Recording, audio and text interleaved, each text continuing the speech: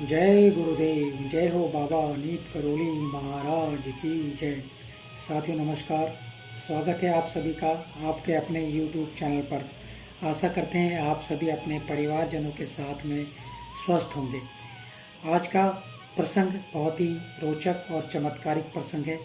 ये बात है लगभग 1972-73 की। आपने एक नाम तो सुना ही होगा, रामदास। रामदास जो कि अमेरिका से थे और महाराज जी उन्हें रामदास कहते थे। उनका जो वास्तविक नाम था वह था रिचर्ड अल्पर्ट। रिचर्ड अल्पर्ट यानी कि रामदास एक बार ओहियो में एक व्याख्यान कर रहे थे। वहाँ पर उस व्याख्यान में एक लड़का था। उस लड़के ने उनका व्याख्यान सुना और व्याख्यान सुनने के पश्चात उसे कुछ आशा की किरण दिखाई दी। उस लड़के ने जो व्याख्यान था वह बाबा जी महाराज के बारे में था, यानी कि हमारे बाबा जी महाराज नीप करोली महाराज जी के बारे में था। उस लड़के ने उस व्याख्यान को सुनने के पश्चात तुरंत विमान की टिकट कराई और विमान के टिकट से नई दिल्ली पहुंच गया। तत्पश्चात उसने वहां से टैक्सी ली और टैक्सी लेने के बाद वह कैंची धाम आ गया। यानी कि रामदास जी के व्याख्यान के मात्र 36 घंटे के भीतर वह कैंची धाम में पहुंच गया था। उसने वहां पहुंचकर अपनी कमीज उतार दी क्योंकि गर्मी उसको बहुत ज़्यादा लग रही थी और महाराज जी के से मिलने का उसने प्रयास किया, परंतु वहाँ पर महाराज जी के एक भक्त थे आश्रम में, जो कि एक पेशे से कभी डॉक्टर थे। उन्होंने डॉक्टरी का पेशा काफ़ी समय पूर्व छोड़ दिया था। उन्होंने उस लड़के को देखा और लड़के को देखते ही वह भौचक्के हो गए। उस लड़के के शरीर पर, सीने पर, पूरे बदन पर, हाथ पर चकते उभरे हुए थे। भक्त ने उसे आश्रम में बिठाया और पूछा कि वह कहाँ से आया है। उसने डॉक्टर भक्त को अपनी सारी कहानी सुनाई और बोला कि इन्हीं चकत्तों के इलाज के लिए वह ओहियो से यहाँ कैंची धाम में आया है। तो उस डॉक्टर भक्त ने उससे पूछा, क्यों वहाँ इलाज नहीं कराया? उस लड़के ने कहा, वहाँ इलाज मैंने बहुत कराया, मैंने इंजेक्शन भी लगाए, बहुत मलहम, कई तरह के मलहम भी लगाए, किंतु कोई लाभ नहीं मिला।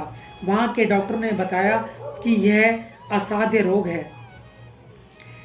अब वह भक्त जो डॉक्टर था उसने कहा, यह बेवकूफ़ी है, यह केवल टीनिया कॉपर्स है। एक बीमारी होती है टीनिया कॉपर्स, जो कि शरीर में दाने के रूप में हो जाती है। उस डॉक्टर भक्त ने ऐसा उस लड़के को कहा, जिसका इलाज आसानी से हो जाता है। उस डॉक्टर भक्त ने लड़के से इस तरह कहा और उसने कहा, द्वारका नैनीताल जा रहा है। यानी कि वहाँ पे कोई एक व्यक्ति था द्वारका, जो कि नैनीताल जा रहा था। वह वहाँ से गंधक का घोल ले आएगा, जिससे वह पूरी तरह आपका जो रोग है वह समाप्त हो जाएगा। 2 दिन पहले मैंने रामदास का व्याख्यान सुना और यहाँ मुझे डॉक्टर अमेरिका मिल गए। इस तरह से उस लड़के ने कहा। महाराज जी उस भक्त को, यानी कि रामदास को, डॉक्टर अमेरिका ही कहा करते थे। अब जब द्वारका गंधक का घोल ले आया, भक्त ने उस लड़के को लगाने की विधि बताई कि किस तरह से लगाना है और उस लड़के को विश्वास दिलाया कि थोड़े ही दिनों में यह दाने जो आपके शरीर पर हैं पूर्णतः ठीक हो जाएंगे। उसने बताया कि वह उसी दिन 1 हफ्ते के लिए बद्रीनाथ जा रहा है। यानी कि वह जो लड़का ओहियो से आया था वह बद्रीनाथ जाने की तैयारी कर रहा है। उसके बाद वह चाय की दुकान पर चला गया। अब उस लड़के के जाने के पश्चात डॉक्टर भक्त सोच में पड़ गया कि उसे प्रैक्टिस छोड़े हुए तो कई साल हो गए हैं, अभ्यास भी छूट गया है, पता नहीं यह रोग ठीक से वह समझ भी पाया या नहीं, कहीं गलत चिकित्सा हो गई तो लेने के देने पड़ जाएंगे, महाराज जी की बदनामी होगी वह अलग, कैंची धाम की बदनामी होगी वह अलग। ये तमाम बातें वह सोचता हुआ डॉक्टर अपने कमरे की ओर दौड़ा और चिकित्सा की जो पुस्तकें थी वह टटोलने लगा। जब उसने पुस्तकें देखी तो उसे लगा कि उसने उस मर्ज को, उस बीमारी को सही से समझा ही नहीं और उस लड़के को गलत दवा दे दी। डॉक्टर चाय की दुकान की ओर दौड़ता हुआ भागा ताकि उस लड़के से मिलकर उसे दी गई दवा वापस ले सके, परंतु ऐसा नहीं होना था। वह लड़का गाड़ी में बैठ चुका था और गाड़ी वहां से चल दी थी। अब वह भक्त डॉक्टर पछताने लगा, कहीं इस दवा का उल्टा असर हुआ तो क्या होगा, महाराज जी के प्रतिनिधि के रूप में मैं असफल हुआ तो क्या होगा। इस तरह के विचार उस डॉक्टर के मन में आ रहे थे। वह यही धारणा लेकर लौटेगा कि महाराज जी के पास जो लोग रहते हैं उन्हें कोई ज्ञान नहीं है, वे सभी बेवकूफ़ और अयोग्य हैं। इस तरह से वह डॉक्टर सोचने लगा कि जब वह लड़का आएगा तो वह किस तरह की बातें यहाँ पर करेगा। लड़के के जाने के पश्चात लगभग 1 सप्ताह तक डॉक्टर इसी तरह से डरा हुआ था। उसे बार बार लग रहा था कि उसने कुछ भयानक कार्य कर दिया है।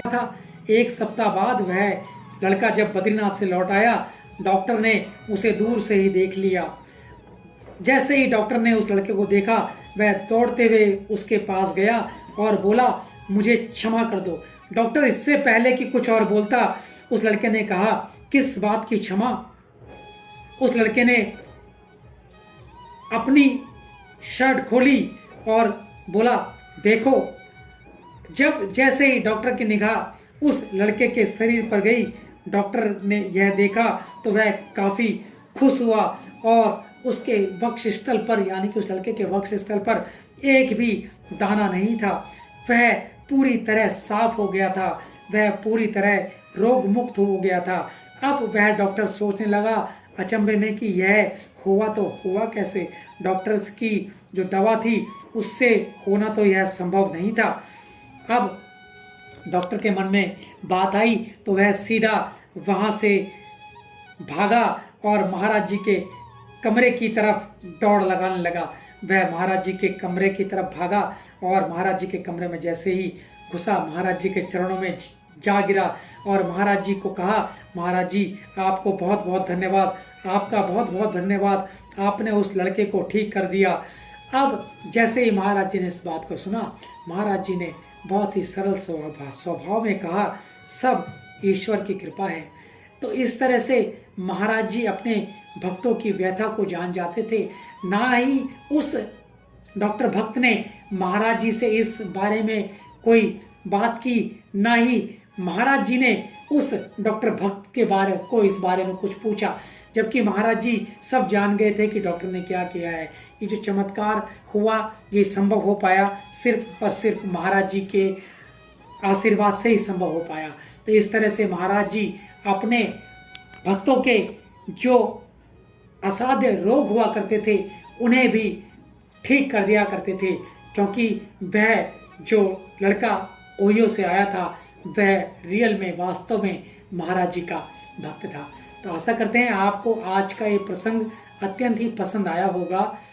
तो लाइक, कमेंट और शेयर अवश्य करें ताकि ज़्यादा से ज़्यादा भक्तगण महाराज जी की लीलाओं का आनंद ले सकें। तो आज के लिए इतना ही। जय गुरुदेव, जय हो बाबा नीम करौली महाराज, जय उत्तराखंड। और आप सभी का बहुत बहुत धन्यवाद, धन्यवाद, धन्यवाद।